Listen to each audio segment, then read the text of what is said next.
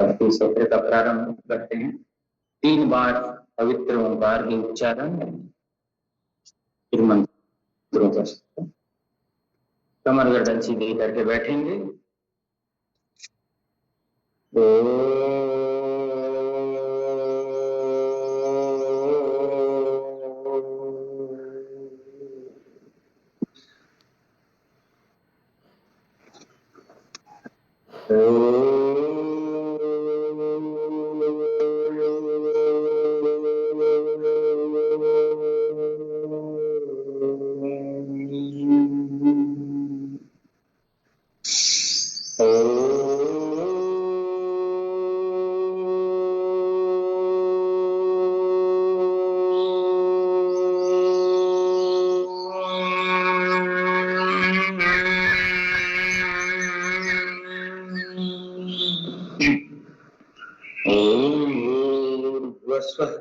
तत्सवितुर्वरेण्यं भर्गो देवस्य धीमहि धियो यो नः प्रचोदयात्। ओम त्र्यंबकं यजामहे सुगंधिं पुष्टिवर्धनम् उर्वारुकमिव बन्धनात् मृत्योर्मुक्षीयमामृतात्। ओम शांति शांति शांति। धीरे से दोनों हाथ घर्षण कर लेते हैं। आंखों पर चेहरे पर लगा करके धीरे से आंखें खोल लेती हैं। चलिएगा अपने स्थान पर खड़े होकर के ताड़ासन क्रिया ताड़ासन अभ्यास करते हैं, नाड़ी का अभ्यास करते हैं। चलिए, स्थिरता बनाने के लिए, मन की एकाग्रता के लिए, मस्तिष्क संबंधी समस्याओं के लिए मन एकाग्र करने के लिए आसन का अभ्यास होता है। जैसे पैर करके हाथ छाती के पास भी रख सकते हैं और ऊपर उठा सकते हैं, जैसे जिसकी सामर्थ्य। मन की एकाग्रता बढ़ाना है तो ये जरूर करें। मन एकाग्र रहेगा, एकाग्र चित्त रहेगा, शांत रहेगा, सरल और विकास होगा उसका।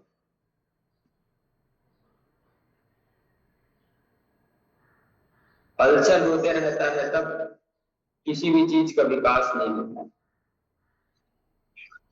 शांत रहना पड़ेगा। जैसे दही हम जमाते हैं, दही को शांति से छोड़ना पड़ता है तब वो जमता है, गाढ़ा होता है। नहीं तो उसको दिन भर हिलाते रहेंगे तो जम नहीं पाएगा। वैसे दिमाग का विस्तार चाहते हैं, दिमाग से अच्छा काम चाहते हैं तो उसको स्थिरता देना जरूरी है। जैसे हाथ उठा सकते हैं, हाथ उठा लीजिएगा यथासंभव, जिससे जितना संभव हो सकता है। सुंदर सही काम करना चाहिए, व्यक्ति को अच्छे कार्य करना चाहिए। दूसरे को कुछ भी लगे, सच्चाई के रास्ते पे अगर कोई व्यक्ति चलता है तो उसका मन, मस्तिष्क, दिमाग, दिल शांत रहता है। और गलत करेगा व्यक्ति तो हमेशा कुंठा में रहेगा, गलत धारणाओं में रहेगा कि ये मैंने क्या कर दिया, मुझे ऐसे नहीं करना चाहिए था। दुनिया वालों से बचते हुए रहेगा। अगर वो सच्चे इंसान है, गलत है तो फिर कोई बात नहीं। करने के समय तो गलत कार्य कर लेता है व्यक्ति, लेकिन उसको बाद में ग्लानि होती है। तो ऐसा काम ही ना करें, ग्लानि हो। और ऐसा काम हो जाता है तो समझिए मन कमजोर है। मन कमजोर करने के लिए प्राणायाम से बड़ा कोई साधन नहीं है। भ्रामरी प्राणायाम करिए, ओंकार का जप करिए, बहुत ही अच्छा है। मन को कंट्रोल करने के लिए बाएं नासिका से श्वास लेना, बाएं से ही छोड़ना, मन शांत होता है, मन काबू में होता है। चांदी एक धातु होती है हमारी, उससे मन शांत होता है। तो उसको ग्रहण करें, उसका जल ग्रहण करें, या फिर उसको पहन सकते हैं चांदी। तो चांदी मन का घटक होता है, मन का शांति के लिए चांदी का उपयोग है। सब धातुओं का उपयोग अलग अलग तरीके से किया जाता है, अलग अलग पर्पस से किया जाता है, अलग अलग उद्देश्यों से किया जाता है। पहनने के लिए गहने हैं ऐसा नहीं है। एक्यूप्रेशर के सिद्धांत से और जो हमारे ज्योतिष शास्त्र है उसके सिद्धांत से पहना जाता है। धीरे से दोनों हाथों को ऊपर उठा करके सर के ऊपर ले जाएंगे। दोनों पंजों को मिला लीजिएगा, श्वास भरते हुए ऊपर लाइएगा, दोनों हथेलियां चिपका करके रखिएगा, पेट ऊपर को खिंची हुई, हथेलियां खिंची हुई, पंजे केवल अपन ऊपर उठे हुए हैं, एड़ियां उठी हुई हैं, श्वास छोड़कर नीचे। जितना ज्यादा हम उठ सके उतना अच्छा है। पेट अच्छा रहेगा, कुंडलियां अच्छी रहेंगी, आंतें अच्छी रहेंगी, शरीर की सूची दूर होगी, नसाड़ियों पे प्रसार होगा। ऐसे तरीके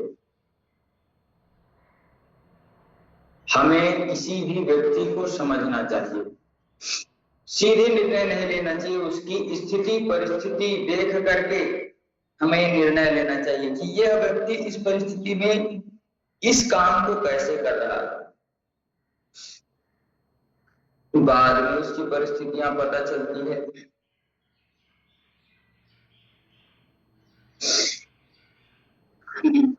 तो स्थितियां परिस्थितियां समझ करके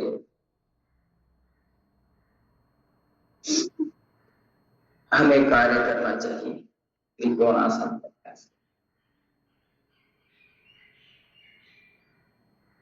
एक दृष्टांत था, धीरे से चक्रासन का अभ्यास करके धीरे से सीधे हाथ करके धीरे से जाएंगे, आराम से। जितना आराम से करेंगे उतना मन शांत रहेगा। एक व्यक्ति का दृष्टांत की बात बता रहा हूं। बहुत गर्मी के दिन था, ऐसे ही बहुत तपती हुई धूप, रेगिस्तान की गर्मी, और किसी घर के बाहर गया और भैया बोला पानी दो पानी दो। तो घर वाले निकला और बोला ठीक है भैया आप पहले बैठिए। तो तपती धूप से आया, थोड़ी देर बाद वो व्यक्ति पानी लेने गया, अंदर जो बैठा था पसीने से तरबतर, धूप से आया था, छांव में बैठा था। अब वो व्यक्ति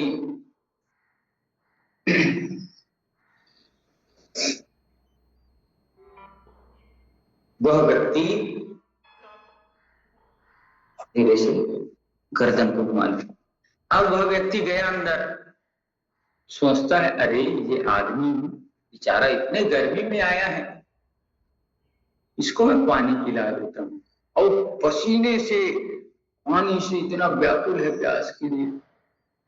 अब सोच रहा है अरे इतना देर हो गया ये पानी नहीं ला रहा है, मेरे को बैठा दिया है। तो वो सोचा ठीक है इसका पसीना शांत हो जाए तब मैं पानी ले जाऊं, ऐसे सोचा वो। ठीक है समा हुआ, पानी लेकर के निकला, अंदर से बाहर पहुंचने वाला था, सोचा अरे यार गर्दन अगर पीछे कर लीजिए, सोचा अरे बेचारा इतना पसीने से आया, इसका पसीना पूरा निकल गया है, हो सकता है इसको डिहाइड्रेशन हो गया होगा। सिर्फ पानी से काम नहीं चलेगा, क्योंकि फिर अंदर गया, नींबू ढूंढने लगा, मिश्री ढूंढने लगा कि इसके लिए मैं शरबत बना दूं, ये पसीने से तरबतर इसको गाली दे रहा है, मुझे बैठा दिया है, और वह व्यक्ति मेरे लिए पानी नहीं ला रहा है, मैं प्यास से मर रहा हूं। अब वो ऐसी सोच रहा है। अब अंदर गया व्यक्ति, फिर नींबू ढूंढ रहा है, फिर से शिकंजी बनाने के लिए तैयार। ये व्यक्ति तड़प रहा है, आगे पीछे खड़े होकर इधर उधर कर रहा है, कैसे करूं क्या करूं, वो गाली दे रहा है। एक प्यासा आदमी आया है, उसको पानी भी नहीं पिला सकता। थोड़ी देर बाद फिर सोचा शिकंजी ढूंढते ढूंढते उसे मिल गया क्या, दही घर में मिल गया। तो सोचा इसको मट्ठा बना के पिला देता हूं, इसको शारीरिक सिद्धि मिलेगी और शारीरिक ताकत मिलेगी। तो वो मट्ठा तैयार करने में लग जाता है। तब तक ये आदमी फिर चिढ़ रहा है, ये देखो अपने आप को दयालु बोलता है, अपने आप को कृपालु बोलता है, इतना बड़ा सेठ बोलता है, और मेरे लिए गिलास पानी नहीं पिला सकता, ऐसे सोच रहा है। लेकिन थोड़ी देर बाद वह सेठ जी बाहर आते हैं, तो अपने हाथ में लस्सी मट्ठा का गिलास ला। तब तक उसके शरीर की पसीना भी शांत हो जा रहता है, और वह व्यक्ति सामान्य स्थिति में बैठा रहता है, भले उसका मन विचलित रहता है, क्रोध में रहता है, लेकिन वो उसके लिए क्या क्या सोच गया। ये देखिए कि मेरे लिए गिलास पानी नहीं ला रहा है, मेरे लिए पंखा भी चालू नहीं किया है। बहुत कुछ सोचने लगा, भला बुरा सोचने लगा, लेकिन वो उसके अच्छाई के लिए सोच रहा है। सिर्फ पहले वो सोचा पानी दूं, फिर नहीं पानी नहीं, नींबू पानी देता हूं, नहीं नींबू पानी नहीं, फिर उसके लिए मर था। अब देखिए अब वो सामने वाला क्या सोच रहा है, नहीं तो मेरे लिए गलत कर रहा है, मेरे को और तरफा। ऐसा नहीं है भाई, हम किसी की परिस्थिति को नहीं जानते कि वो हमारे लिए क्या अच्छा करने वाला है, और बीच में हम लोग पढ़ते हैं, व्यक्ति की हो या देखिए भगवान ही सब कुछ कराते हैं। भगवान के रूप में वह व्यक्ति, इंसान, या उसके मन में उस समय भगवान का वास हो गया होगा कि ये प्रेरणा दी है। लेकिन हमें धैर्य करना चाहिए। और वह उठ करके दूसरे घर चले जाता तो उसको मट्ठा मिलता क्या, लस्सी मिलता क्या, नहीं, भले कूदता रहा लेकिन है ना। इसीलिए शांति, भगवान की जो कृपा है ना, उसकी शांति करें। किसी के साथ गए हैं तो कर्म अच्छे करते रहना चाहिए। तो सामने वाला कितना भी आपको बुरा सोच सकता है, लेकिन आप अपने जगह पे सही है ना, तो ऊपर वाला देख रहा है, ऊपर वाला बिल्कुल देखता है कि तुम क्या सोच रहे, तुम्हारे दिमाग में क्या है।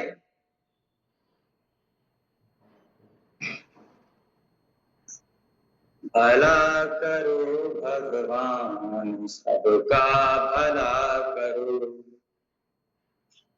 दाता दया निधान सबका भला करो। भला करो भला करो भला करो भला करो, सकल गुणों की खान सबका भला करो। भला करो भगवान सबका भला करो। तू दुनिया का पालनहारा, सबसे ऊंचा सबसे निराला। तू दुनिया का पालनहारा, सबसे ऊंचा सबसे निराला।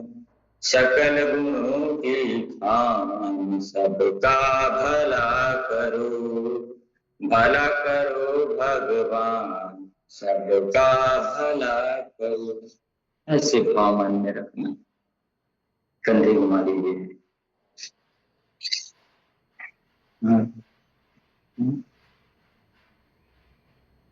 तो सबके भला के लिए काम करना, कोशिश करना, लेकिन सामने वाला है बड़ा हाथ में हो और वह चले जाए तो इसमें उसको ना तो पानी मिलेगी, ना तो नींबू पानी मिलेगी, ना तो लस्सी मिलेगी, कुछ नहीं मिलेगा।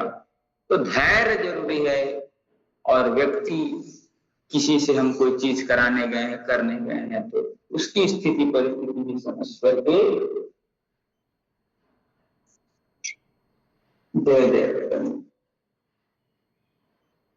अच्छा करता है भगवान। आप अच्छे करते रहिए, अच्छा करेगा। और कुछ बुरा होता है तो समझिए हमारे कर्मों का है, बस सिर्फ कर्म। कर्म तुम्हारे अच्छे हैं तो किस्मत तेरी दासी है, और हृदय तुम्हारा सच्चा है तो घर में मथुरा काशी है, ऐसा कहते हैं। तो मैंने सुना है, मैं जानता तो ज्यादा कुछ नहीं हूं, लेकिन ऐसे सुने हैं संतों के माध्यम से, सत्संग के माध्यम से, वह बातें आप तक परोसने की कोशिश करता हूं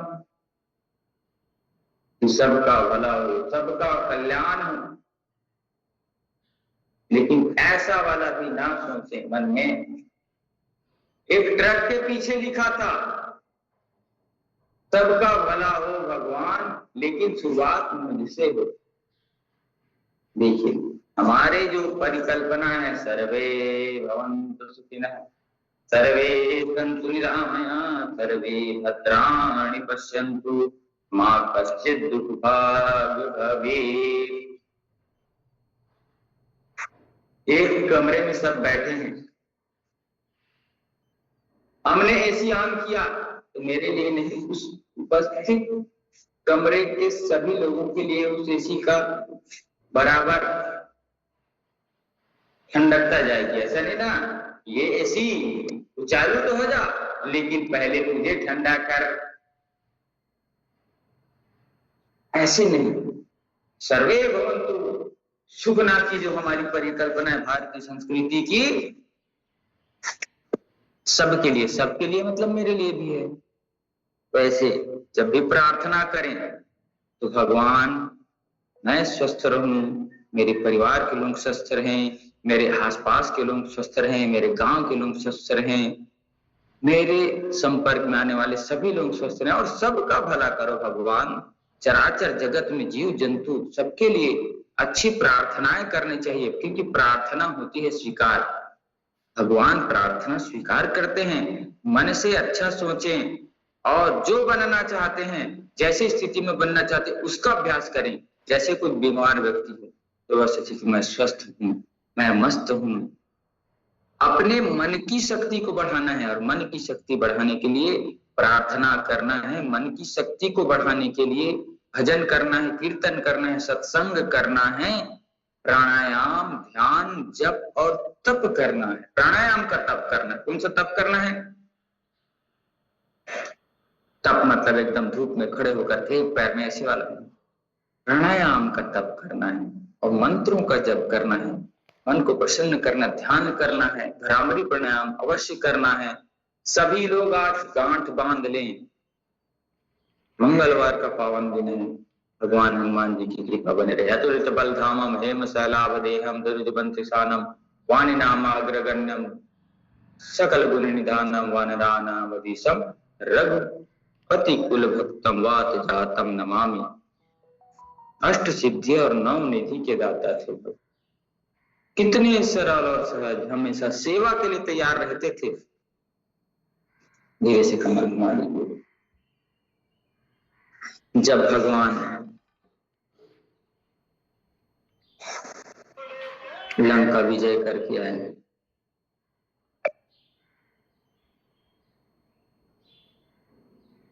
तो उन्होंने सबको कुछ ना कुछ उपहार दिया। हनुमान जी की बारी आई, उसको मोतियों का, अमूल्य मोतियों का, बहुमूल्य मोतियों का हार प्रदान किया माता जी के हाथों से दिया।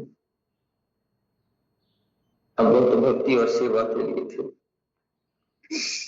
अब उस एक एक को तोड़ तोड़ करके देखने लगे, क्या इसमें मेरे प्रभु राम है, क्या इसमें मेरे प्रभु राम? सबको तोड़ करके बिखरा दिए। सीता माता को बुरा लग गया, मैं इतने अमूल्य, सबसे ज्यादा अमूल्य अपने रत्नों को दी हूं और ये इसको तोड़ के बिक रहा है, कैसा है? हमेशा सेवा, सेवा के लिए भगवान ने कभी नहीं कहा, हनुमान जी ने कभी नहीं कहा कि मैंने लंका जलाया। प्रभु आपकी कृपा थी, मैं तो सेवा करूं। ऐसे सेवा का भाव जिसके भीतर रहता है, निस्वार्थ सेवा कर, कहते हैं भगवान उसके सारे मनोरथ पूर्ण करते हैं। हनुमान जी में यही सिखाते हैं। तो उनकी कृपा का भरोसा करिएगा, उनके ग्रंथों का अध्ययन करिएगा, सिद्धांतमानस का अध्ययन करिएगा, सुंदरकांड का अध्ययन करिएगा, देखिएगा आपके जीवन में कैसे बना थोड़ा मन शांत है। गीता जैसे चमत्कारी दुनिया में सारे देश उसका अध्ययन करते हैं, यहाँ तक मुस्लिम राष्ट्र भी उसको पढ़ते हैं, उसकी परीक्षा होती है तो उनके बच्चे विवेकशील बनते हैं। हमारे यहाँ नहीं पढ़ाते, इसलिए कहाँ विवेकशील बनेंगे भैया? हमारे यहाँ तो मधुशाला तो क्या शाला, तो क्या शाला पढ़ाया जा रहा है। तो ये दुर्भाग्य है कि जिस चीज में हम, जिसके घर में, सोचिए जिसके घर में बहुमूल्य खीरा, ककड़ी, फलों की बगीचा लगा हो और वह व्यक्ति कुरकुरे खाए, चिप्स खाए, तो ये कुछ वैसे ही जो है उसका उपभोग हमें करना चाहिए। चलिए, सावधान। महोदय जी तो अभी तक नहीं आए हैं शायद। अच्छे कर्म करते रहना, बस भूखे को भोजन देते रहना, प्यासे को पानी देते रहना, पथिकों को थकते दोपहर में धूप सदा देते हैं छाया। चलिए प्राणायाम की अभ्यास हम कर लेते हैं। प्राणायाम परमं तपः। चलिए सांसों का अभ्यास कपालभाति प्राणायाम के साथ धीरे धीरे एक एक सांसों में। देश हमें देता है सब कुछ, आप सभी हैं कपालभाति प्राणायाम करते रहेंगे। एक भजन के साथ हम आगे बढ़ते हैं। देश हमें देता है सब कुछ, हम भी तो कुछ देना सीखें। सूरज हमें रोशनी देता, हवा नया जीवन देती है। देश हमें देता है सब कुछ, हम भी तो कुछ देना सीखें। सूरज हमें रोशनी देती, हवा नया जीवन देती है। भूख मिटाने को हम सबकी धरती पर होती खेती है, औरों का भी हित हो जिसमें हम ऐसा कुछ करना सीखे। देश हमें देता है सब कुछ, हम भी तो कुछ देना सीखे। कपालभाति प्राणायाम निरंतरता पूर्वक करते रहें, पेट के सारे रोग आपके दूर होंगे, कब्ज गैस सब ठीक हो जाएगा। पथिकों को तपती दोपहर में पेड़ सदा देते हैं छाया। सुमन सुगंध सदा देते हैं, हम सबको फूलों की माला। त्यागी तरुओं के जीवन से हम ऐसा कुछ करना सीखें। देश हमें देता है सब कुछ, हम भी तो कुछ देना सीखें। जो अनपढ़ हैं उन्हें पढ़ाएं, जो चुप है उनको वाणी दें। पिछड़ गए जो उन्हें बढ़ाएं, प्यासी धरती को पानी दे। हम मेहनत के दीप जलाकर नया उजाला करना सीखें। देश हमें देता है सब कुछ, हम भी तो कुछ देना सीखें। हम भी तो कुछ देना सीखें। कपालभाति प्राणायाम निरंतरता से 5 मिनट का अभ्यास करना है।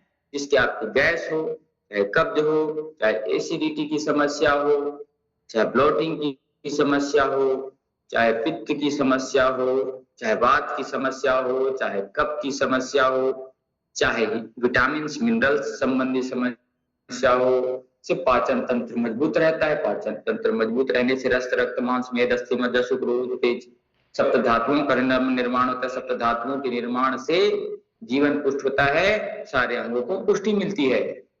तो इस प्रकार से हमें भाव रख करके देश हमें देता है सब कुछ, हम भी तो कुछ देना सीखें। सूरज हमें रोशनी देती, हवा नया जीवन देती। क्या देखिए, पेड़ तपती दोपहर में पेड़ राहगीरों को छाया देती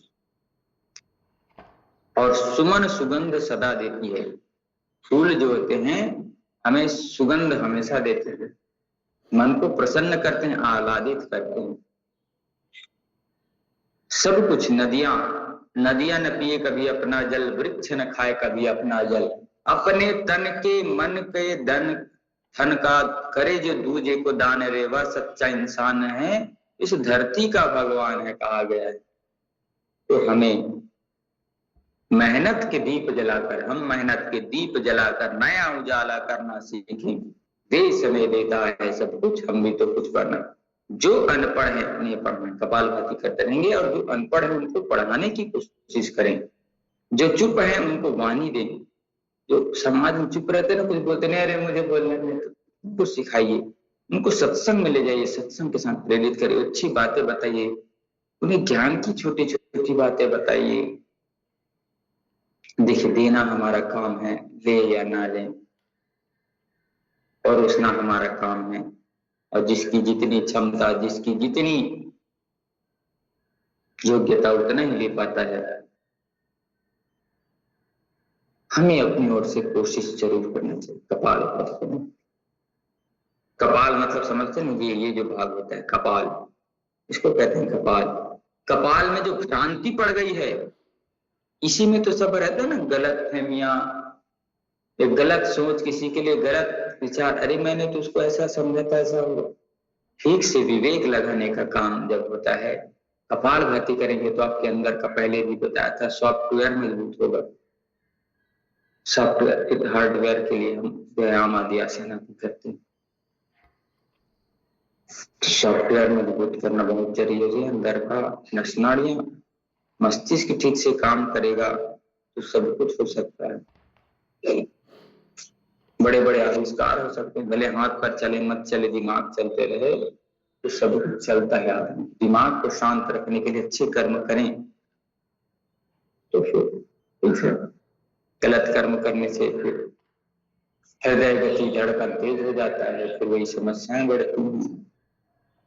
शुगर और बीपी एक दूसरे के सगे संबंधी हैं, भाई भाई हैं, एक आयत दूसरा आएगा, और सभी रोगों की जननी है मोटापा। तो कोशिश करें आलस्य ना करें, शरीर के मेद को कम करें। मेद मतलब होता है मोटापा, जो आयुर्वेद में उसको मेद कहते हैं। तो मोटापा को कम करने के लिए कपालभाति करिए, उत्थित पद्मासन करिए, सूर्य नमस्कार का अभ्यास करिए। वेट मैनेजमेंट बहुत जरूरी है, खान पान को विशेष ध्यान रखें, मन को संतुलित रखें, तो फिर आपका आइडियल वेट हो जाएगा। ना आप अंडर वेट रहेंगे ना ओवर वेट रहेंगे, आइडियल रहेंगे। 1-2 किलो आगे पीछे हो जाए तो उसके लिए माथा नहीं फोड़ना है, हमको शांत रखना। और अनुलोम विलोम प्राणायाम सबको रोज करना चाहिए, ये मन को शांत रखता है। चलिए, अनुलोम और विलोम प्राणायाम, अनुलोमन और विलोम, लेना छोड़ना, दधी मंथन का जो अभ्यास है उसका करते हैं। चलिएगा, पूरे भाव और सच्ची लगन, सच्ची श्रद्धा के साथ हम अनुलोम विलोम करेंगे, हमारे भीतर जो घटित हो रहा है अच्छा घटित होगा। 72,000 नस नाड़ियों पे पूरी शुद्ध ऑक्सीजन का प्रवाह होगा, पूरे शरीर पे, आंखों पे, चेहरों पे, कान पे, एक एक नस नाड़ियों पे रक्त संचरण। लेकिन संकल्प पूर्वक करेंगे तभी फायदा होगा, अन्यथा नहीं होगा भैया मेरे। ऐसे मृगी मुद्रा बना करके दाहिनी नासिका से श्वास भरते हैं, 1-2 सेकंड रुकने का अभ्यास, फिर बाएं से छोड़ देते हैं, फिर बाएं से लेकर के दाहिने से, ऐसा अभ्यास करें। लेकिन सर्वप्रथम जो इसका शर्त है, कमर गर्दन सीधे हो, मन और शरीर एक साथ हो, क्रिया के साथ मन हो, तभी आपको फायदा होगा, अन्यथा बिल्कुल नहीं होगा। ये बात ध्यान रख लीजिए, चाहे आप आधा घंटा कर ले चाहे 1 घंटा। और अगर आप नियम पूर्वक कमर सीधे रखे हैं, आसन में बैठे हैं, आपका आसन सीधा है और मन आपकी क्रिया के साथ है, जो कार्य कर रहे हैं, जो वर्क कर रहे हैं उस पर है, तो आपको फायदा जरूर होगा। चाहे आप 5 मिनट करेंगे कम से कम तो भी हो जाएगा।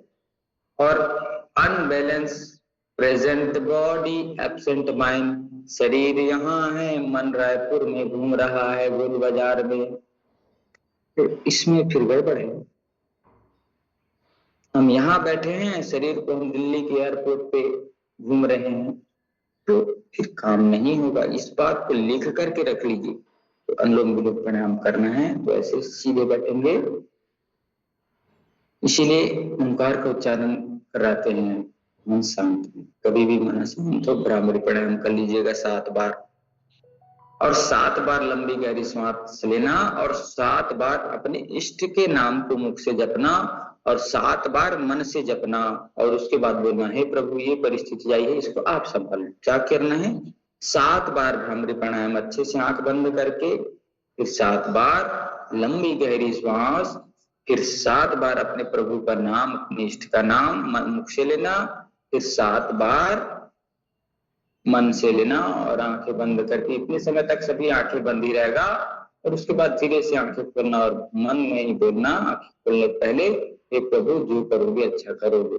इतना करके फिर आगे आप डिसीजन लेना, तो फिर वो प्रभु का डिसीजन होगा। हाँ, लेकिन शर्त एक है, आपका मन, आपका क्रिया, आपकी शरीर एक ही डायरेक्शन पे होना चाहिए। तो ठीक है, आप कर रहे हैं अनुलोम विलोम और सोचते हैं अरे कैसे होगा, तो ऐसे कैसे होगा, मैं गाड़ी बनवाने दिया हूँ, ठीक से बनाएगा कि नहीं, उस मिस्त्री को आता है कि नहीं। तो भैया अभी अनुलोम विलोम कर रही है, सोचने से क्या हो, मिस्त्री को नहीं आता तो वो सीख जाएगा आपके सोचने से, उसको छोड़िए। अभी प्रेजेंट में जीना है, तो वर्तमान में जीना है, ऐसे सोचिए। शुद्ध ऑक्सीजन मेरे भीतर आ रहा है,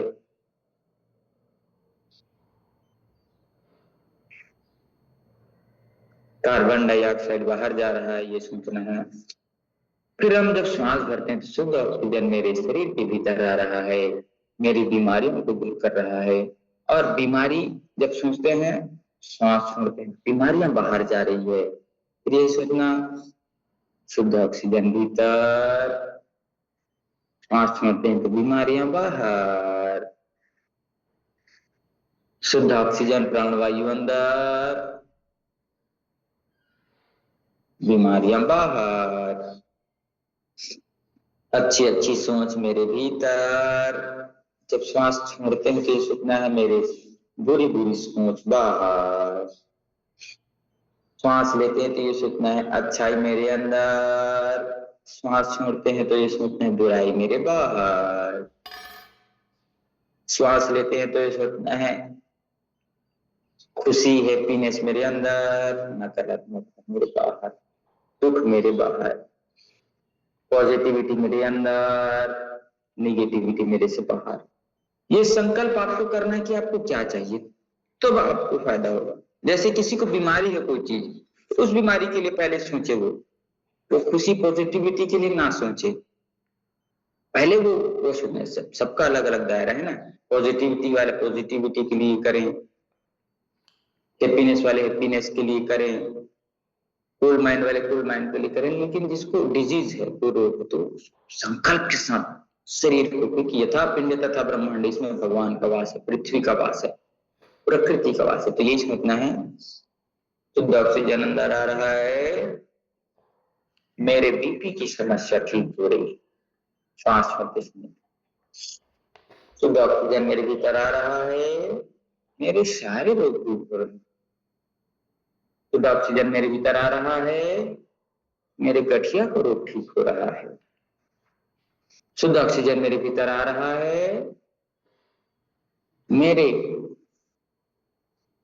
रोने की समस्या दूर हो रही है, शुद्ध ऑक्सीजन अंदर मेरे भीतर आ रहा है, मेरी मन की शक्ति को बढ़ा रहा है, शुद्ध ऑक्सीजन मेरे भीतर आ रहा है, मेरे प्राण शक्ति को बढ़ा रहा है, शुद्ध ऑक्सीजन मेरे भीतर आ रहा है, मेरी नींद की कमी जो बीमारी है उसको दूर कर रहा। यही सोचना, जो बीमारी उसके बारे में सोचना, शुद्ध ऑक्सीजन मेरे भीतर आ रहा है, मेरी बीमारियां जा रहा है। अनुलोम विलोम में ये सोचना, लेते समय ये सोचना शुद्ध ऑक्सीजन मेरे भीतर आया, छोड़ते समय मेरी बीमारियां दूर हो रही है। लेते समय यही सोचना शुद्ध ऑक्सीजन आ रहा है, बीमारियां दूर हो रही है। लेते समय यही सोचना औषधि गुण मेरे भीतर आ रहे हैं, बीमारी बाहर जा रही है। औषधि आ रहा है, बीमारी जा रहा है, अच्छाई आ रहा है, बीमारी जा रहा है, अच्छाई आ रहा है, बीमारी जा रहा है, शुद्ध ऑक्सीजन आ रहा है, बीमारी बाहर जा रही है। पृथ्वी के सारे औषधि मेरे भीतर आ रहे हैं, वो बाहर जा रहे हैं। संकल्प के साथ करेंगे तो प्रकृति आपका साथ देगी और आपके जो रोग हैं वो निश्चित उसको भागना पड़ेगा। संकल्प की शक्ति बहुत मजबूत होती है, कहते हैं। मन और शरीर को, आत्मा को एक साथ लगा करके काम किया जाए तो दुनिया का सबसे सफल व्यक्ति होता है वो व्यक्ति। अनुलोम विलोम प्राणायाम जरूर करना चाहिए और भ्रामरी प्राणायाम करें तो बहुत अच्छा है। मन आपके शांत रहेगा, गुड हार्मोन्स आपके भीतर निकलेंगे, डोपामाइन का निर्माण होगा, आप एक मस्त हर कार्य को अच्छा करने के लिए तत्पर रहेंगे। और बुरे समय के लिए तो बताया ही है कि 7 बार भ्रामरी प्राणायाम कर ले। कुछ समझ ना आ रहा हो तो 2 मिनट, सबके बीच अगर बैठे तो 2 मिनट कहीं चले गए साइड में, सबके पास ऐसी व्यवस्था होती है। बाहर चले गए, भ्रामरी प्राणायाम 7 बार कर लीजिए, 7 बार लंबा गहरा सांस भर लीजिए, 7 बार मुख आंखें बंद रहेगा, 7 बार अपने उस इष्ट का नाम लीजिए, 7 बार मन में नाम लीजिए और कुछ समय आंखें बंद करिए और उनसे प्रार्थना करिए कि ये परिस्थिति विकट आ गई है, इससे आप मुझे सही मार्ग दिखाएं प्रभु। ऐसे भाव करके आप करेंगे तो परमात्मा आपके